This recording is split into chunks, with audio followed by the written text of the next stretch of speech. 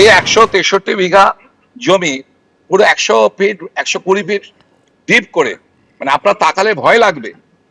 এবার প্রশ্ন হচ্ছে এর ফলে সয়েল ইরোশন হবে, আশেপাশের জমি ভেঙে যাবে এবং তার ফলে একটা কম্পোজ সৃষ্টি হবে, ভূমিকম্প যখন হবে এবং আশেপাশে বিল্ডিং এরও প্রভাব পড়বে। পুরীতে একই চিত্র প্রথম শুরু করে, নাম দিল ওরা এমএলএ লেক। এমএলএ মানে দিলীপ মন্ডল। এবং তারপরে শুরু হচ্ছে এটা 2021, দেখতে পাচ্ছেন। তারপরে দেখুন 2023-এর অবস্থা, দেখুন সিনারি কেমন চেঞ্জ হয়ে যাচ্ছে।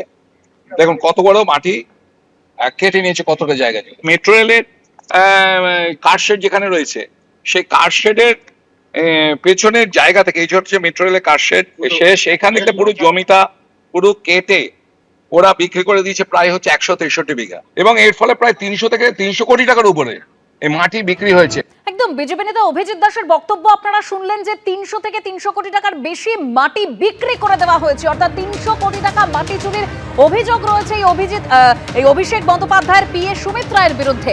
এবার নতুন করে যে এফআইআর দায়ের হলো দেবরা থানায়, তা হলো সরকারি চাকরি দেওয়ার নামে প্রতারণার অভিযোগ।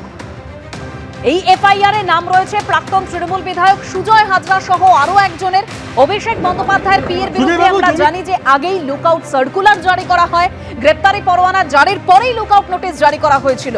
জমি জালিয়াতি মামলায় এখনো সুমিত রায়ের খোঁজ নেই, তারপর মাটি চুরির অভিযোগ সামনে আসে এবং এখন যে অভিযোগ, অর্থাৎ যেটা নিয়ে এফআইআর দায়ের হয়েছে দেবরা থানায়, তা হলো সরকারি চাকরি দেওয়ার নামে প্রতারণার অভিযোগ।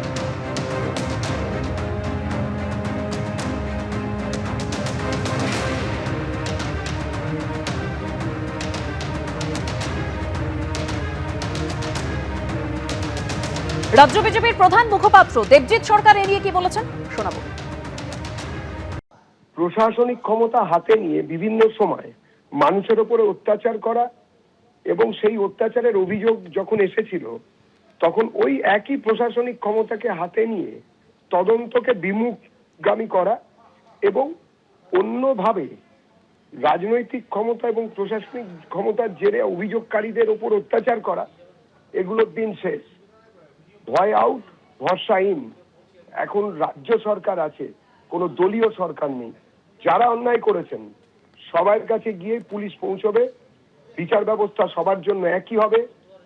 কেউ কোনো রকম পলিটিক্যাল ইমিউনিটি খুঁজবেন না, কেউ কাউকে কোনো পলিটিক্যাল ইমিউনিটি দেবে না।